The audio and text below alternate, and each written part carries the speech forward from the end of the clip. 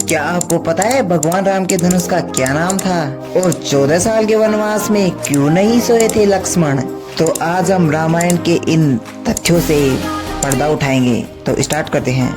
रामायण में पत्नी की रक्षा के लिए महाबली पर चढ़ाई, स्त्री के सतीत्व की शक्ति, मित्रता की कहानी के अलावा भाई भाई के प्रेम की भी कथा है। श्री राम पिता का वचन पूरा करने, माता सीता पति का साथ देने के लिए, जबकि लक्ष्मण बड़े भाई के प्रेम में 14 साल उनके साथ जंगलों में रहते थे। पौराणिक कथाओं में दावा है कि राम सीता की रक्षा के लिए लक्ष्मण ने 14 साल तक नींद का त्याग कर दिया था। वे वनवास में एक पल भी नहीं सोए थे। लक्ष्मण को इसी कारण गुड़ाकेश यानी नींद का स्वामी भी कहते हैं। 14 साल तक वे सोने के बजाय राम सीता की झोपड़ी के बाहर पहरा देते थे। अपनी इसी खासियत के कारण लक्ष्मण लंका युद्ध में रावण के उस पुत्र मेघनाद का वध कर पाए थे, जिसे ब्रह्मा जी ने अजय होने का वरदान दिया था। पौराणिक कथाओं के मुताबिक अयोध्या से राम सीता संग वनवास पर रवाना होने से पहले लक्ष्मण ने निद्रा देवी की प्रार्थना की थी। निद्रा देवी से लक्ष्मण ने वनवास के दौरान यानी 14 साल तक एक भी पल नहीं सोने का वरदान मांगा था, ताकि वे राम सीता के गृहरी बन सके। निद्रा देवी ने लक्ष्मण को एक शर्त पर यह वरदान दिया था कि बदले में उनकी पत्नी उर्मिला 14 साल तक अयोध्या के राजभवन में लगातार सोती रहेगी।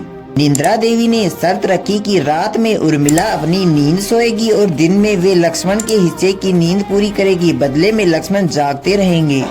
लक्ष्मण ने ये शर्त मान ली और वे 14 वर्ष तक जागते रहे थे। इसी खासियत के कारण वे लंका युद्ध में मेघनाद का वध करने में सफल रहे थे। ब्रह्मा जी ने मेघनाद को अमृता का वरदान देने के बजाय ये वरदान दिया था कि उसे वही इंसान मार सकेगा जो 14 साल तक एक पल भी नहीं सोया हो। मेघनाद ने यह वरदान स्वीकार कर लिया था और इसी कारण अजय होने के बावजूद मेघनाद को लक्ष्मण के तीर का निशाना बनना पड़ा था।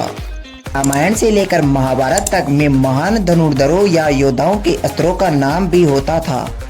अर्जुन के धनुष का नाम गांडीव और कर्ण के धनुष का नाम विजय था। लेकिन क्या आपको भगवान राम के धनुष का नाम पता है? पता है कि राम का धनुष एक चमत्कारिक धनुष था। गुरु वशिष्ठ ने भगवान राम को अस्त्र शस्त्र की शिक्षा दी थी। भगवान राम के धनुष को कोदंड कहा जाता था। यह बहुत प्रसिद्ध धनुष था, इसलिए श्री राम को कोदंड भी कहा जाता था। दंड का अर्थ है वास से बना हुआ। कोदंड एक प्रभावशाली धनुष था, जिसे उठाने से लेकर चलाना तक किसी भी योद्धा के बस की बात नहीं थी। धनुष से राम जी ने लंका तक पहुंचने के लिए समुद्र पर तीर चलाया। काल में धनुष जानवरों के सींग या बांस लकड़ी के बनाए जाते थे। धनुष की डोरियां बांस या अन्य वृक्षों के रेशों से बनाई जाती थी।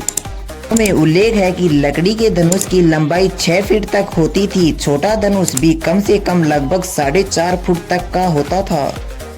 मंडन नामक पुस्तक में 18 प्रकार के धनुषों का उल्लेख है, जो इस बात पर निर्भर करता है कि प्रत्यंचा भारी है या हल्की। उनके अलग वजन और माप भी दिए गए हैं। सही अमेजिंग फैक्ट जानने के लिए हमारे चैनल को सब्सक्राइब करें एंड वीडियो को लाइक करें। Thank you.